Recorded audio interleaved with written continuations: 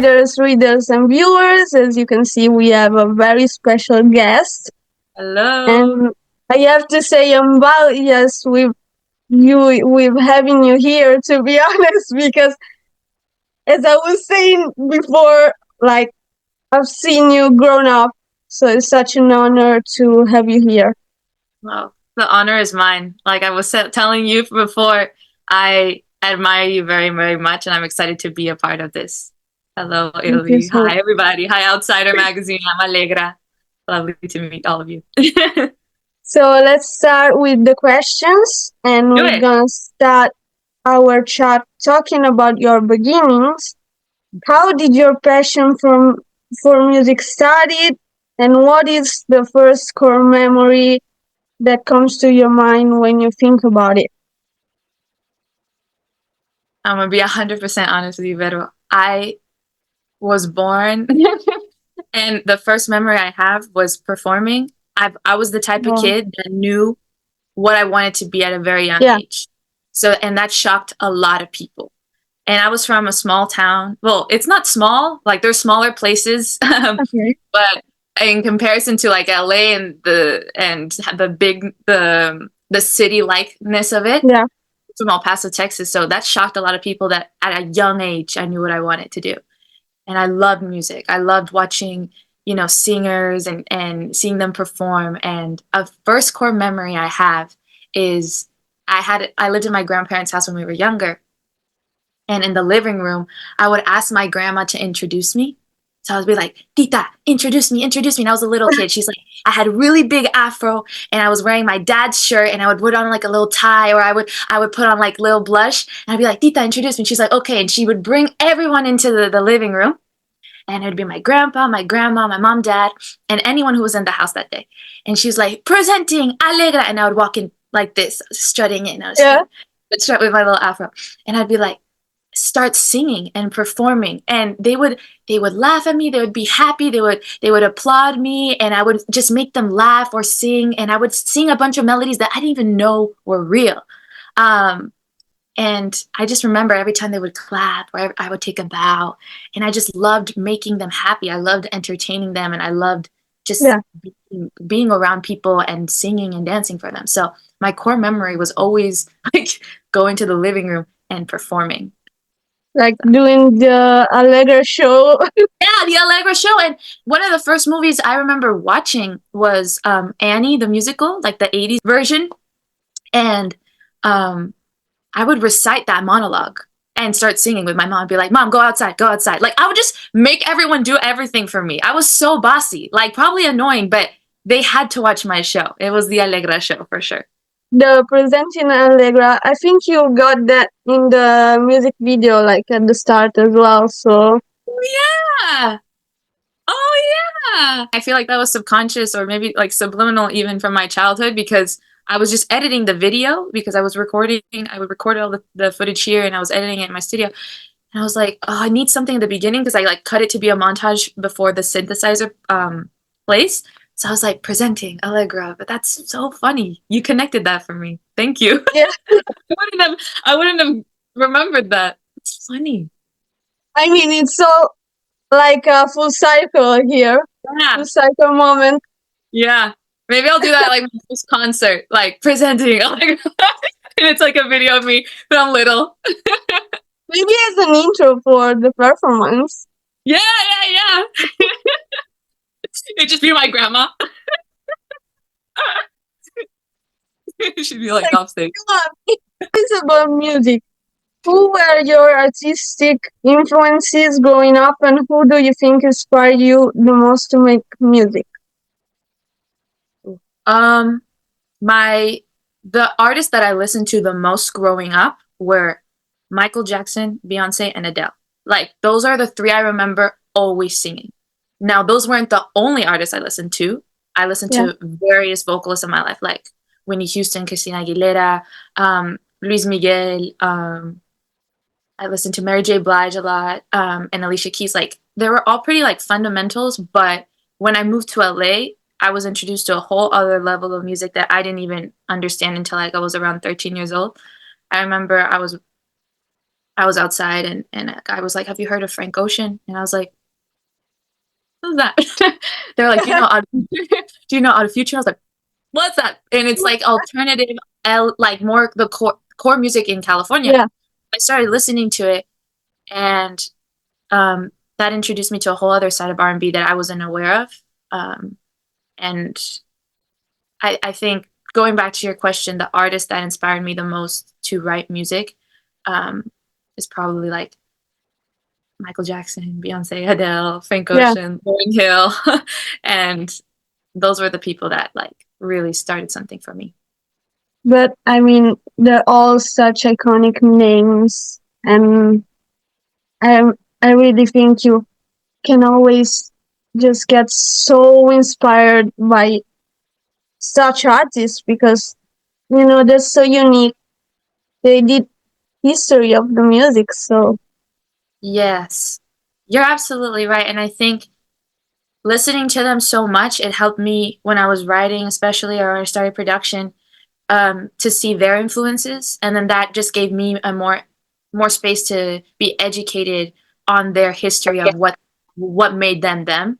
So when I was producing, Michael Jackson, I would watch a lot of his drummers perform and his bassists perform. Obviously, it's like the Quincy Jones and how he orchestrated the band, but I pay attention to their influences in early jazz and early disco and rock, and then I would see Beyonce and how she was inspired by Tina Turner. All these people that I grew up, admiring. Um, and it's so funny because I've always been vocal trained since I was a little kid, and I still have so much more to learn. But when I was 13, my coach in LA, we were working, and she got trained by Whitney Houston's vocal coach. So it was just like whoa, full wow. circle again. So I started watching Whitney like every single day from like from like 17, because that's when she got reintroduced to it, 17 to like now, because she has such a specific way and a specific tone and the specific way she uses her mouth and like and her jaw Yeah, and everything. um so I've just been a student of my craft, and I try to be that as much as possible, and I hope that in like the next 5 years I get inspired by more people that I meet. And, like if you look at my phone right now, you wouldn't want me on ox, like, because it's just too much. It's like so all over the place, and I have it for so many different reasons. I could go from like something so fun to something like, oh, what is that? Child the Beholder, the title of your first single. Can you tell us more about the creative process behind it? hmm Um, so like I told you, I've always been writing since I was a little kid, you know. So writing has always been like a thing. Was looking on my phone actually, the voice memos, because I always had like jot down voice memos or little things. And I saw that the first time I ever wrote I Have the Beholder was in August 11th, 2019. Oh, And yeah, August 11th, 2019 is when I started like I got my Roland for the first time like around 2017, which is like a synthesizer. In 2019, I was just like messing around in my garage, and I was going through the different Rolodex of sounds that the machine has, and I remember playing like these chords, um, and I just said headlights, and I was like, oh. And then I'm looking at it again when I finished writing the song was in 2021. So I started writing I had the melody in 2019. I wrote the lyrics in 2021 all in one day. And then I like did 5 versions of Eye of the Beholder production. Because okay. again, this is my first project where I'm producing Yeah, all myself. So I was going through the motions of different drums I wanted to use and different synthesizers and guitars that I wanted to use throughout the song. And the lyrics came very easy. Like it was like God, the universe, yeah, just like second. I was just like, ooh, doo, doo, doo, doo. um, seriously, it was unreal. And that happens quite a bit sometimes. Other songs, not really, but the songs like "Eye of the Beholder" and some other songs in the album, they happen like that. Um, so I did those 5 versions, and I went to go record it. And I started recording in a studio in 2023, like the summer of 2023, And as I was recording Eye of the Beholder, my voice had gotten deeper. So I was like, oh, I need to transpose the key. So then I Like did a sixth version. panic. No, I was like, oh no. I was like, ah, you're just kidding. I was in panic and I transposed the key to a lower key that fit my range. And then I recorded it. And that's it. That's And then I put it that's out. wonderful.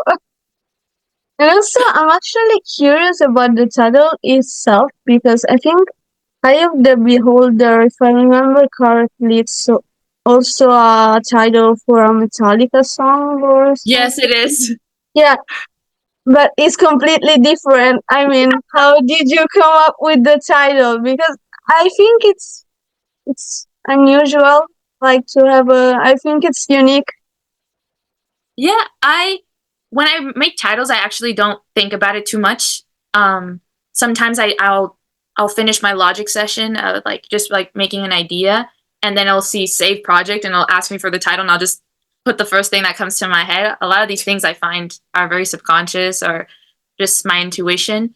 But Eye of the Beholder, the reason I chose that was because the song is about trusting the process and loving yourself and giving yourself that self love, um, and seeing your value regardless Yeah, of what the world might say.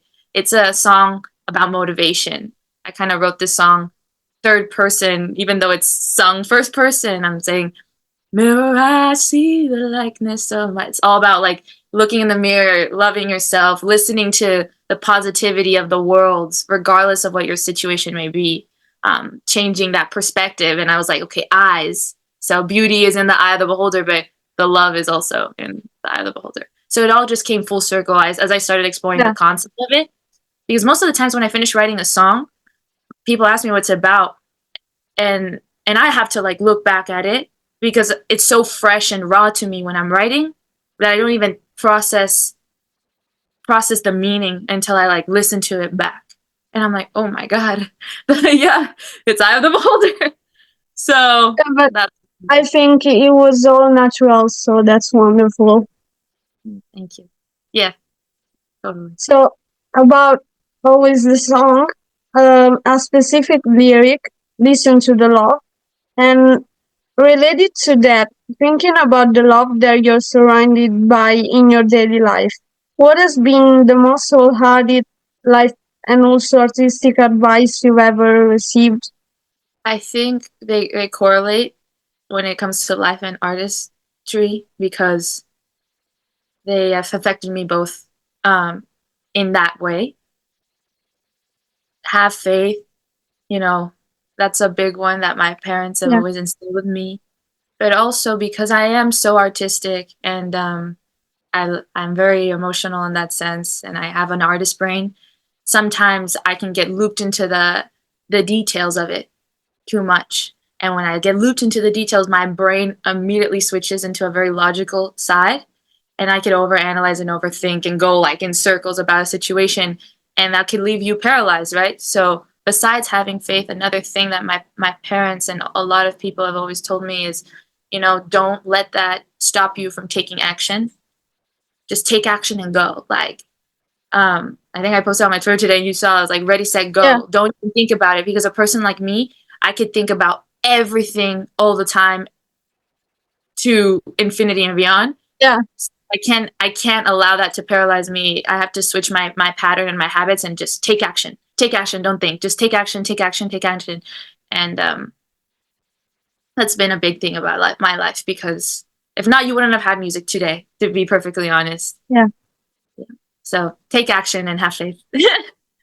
That's a very good one, and I actually relate to that a lot. I have to say Really? because I'm like this as well. Like I overthink way too much, Yeah. I so think it's because sometimes I'm you're scared. stuck. Yeah. Yeah, When you're stuck, it's hard. But I'm the type of person that if I don't do something about it in that moment, I'll get so impatient and so nervous, and I have to yeah, be doing things. And it's not because I feel like, oh, I can't rest. No, it's not about that. I have to be patient, and sometimes in the point of being patient, or I wait on other variables that I have no control over. I'm like, I need to do something. I need to do something. And right now, since I'm doing this on my own. I mean, minus the mixer I had mixing the album. I'm writing the music, I'm producing the music, I'm singing the music, I'm arranging the music, I'm putting it out and making the artwork. So I have the, in a way, the power to take action right now, needs be, Yeah. until later on that I have other people telling me, oh, nope, not that day. And I'm like, okay, I have faith, and I'm just like seeing where it takes me.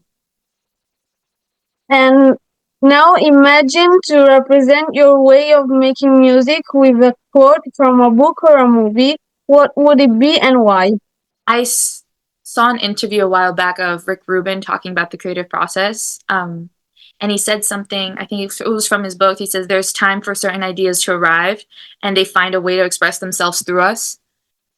So since this is a very vulnerable place for me, a lot of the times when I was writing, I started writing music like different projects when I was 14.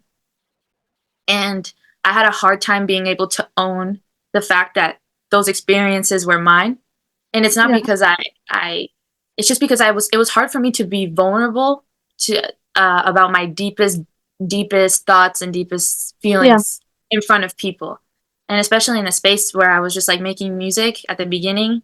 I was still quite young, so I didn't know how to like communicate how I felt um in the best way possible. So like music was really an outlet for that.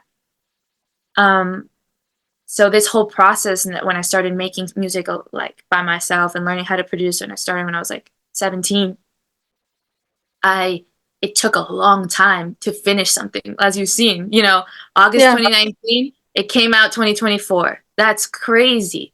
And it's obviously because it's my first time, and obviously because I chose to do this first project, alone. yeah, Obviously the next project it'll be faster, and I've gotten so much better. But a lot of the times where I would write music, it was almost like serendipitous, and I would write things before they would even happen. And even though it would take me a while to finish the production or finish the vocal comping, it always find a way to express itself through me, just like how the quote says. And I don't know. This first experience was very very very crazy in that sense. For example, I have another song on the album called Moonshadow, um, that I wrote um, in.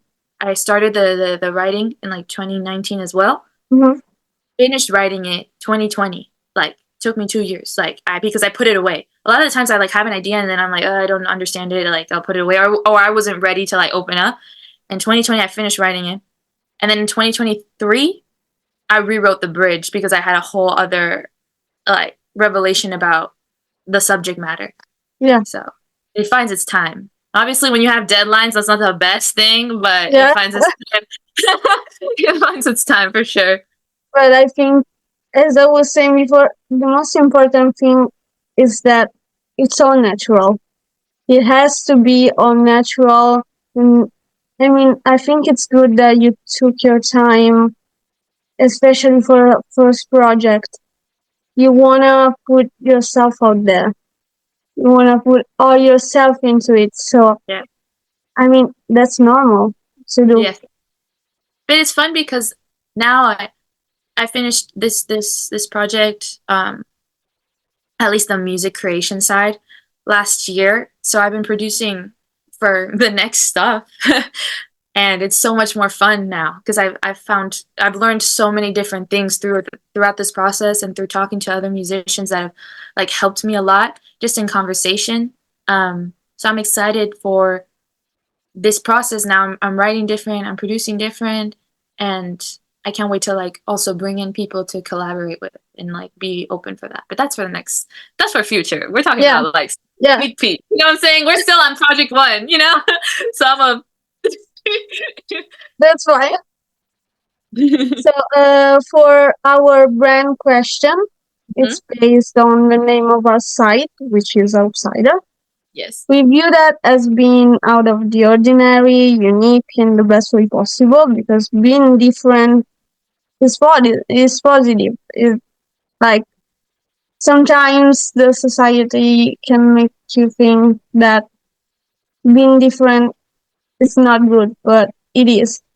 Like, you have to be in your own way.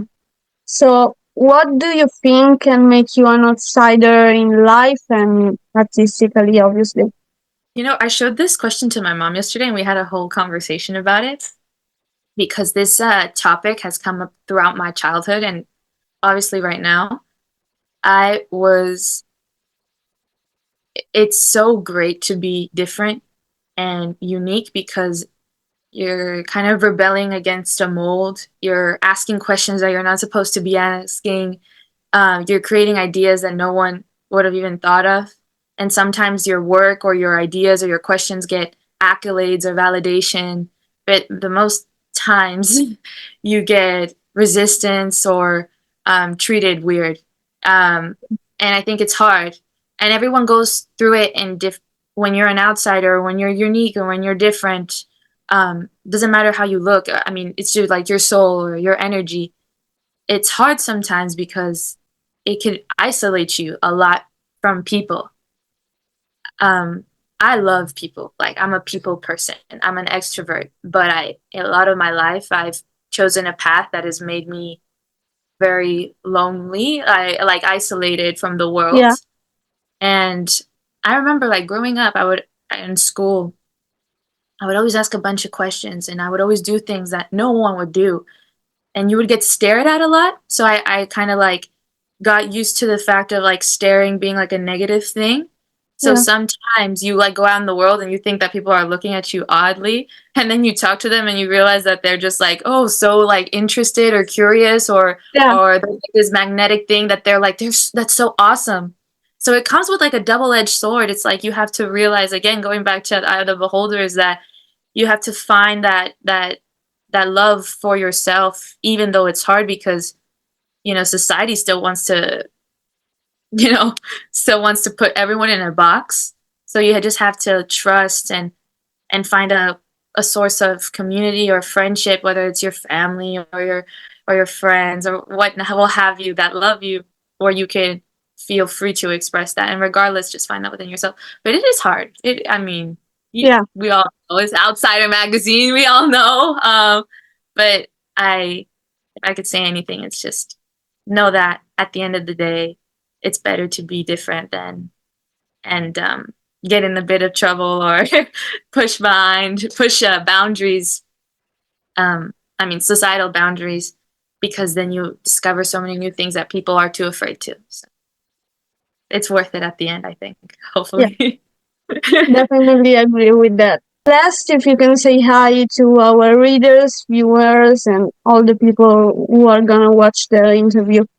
Okay. Hi, everybody at Outsider Magazine. Thank you so much for supporting my journey thus far. I want to thank Vero for having me on. My Um, pleasure. I am Allegra. I am Allegra. I am a singer, an actress. My song Eye of the Beholder is out, and my new song Fish Out of Water comes out April 9th. And I'm so excited to bring you along this journey. May you have a beautiful, blessed day, and maybe continue growing together. The extraordinary, shining all light.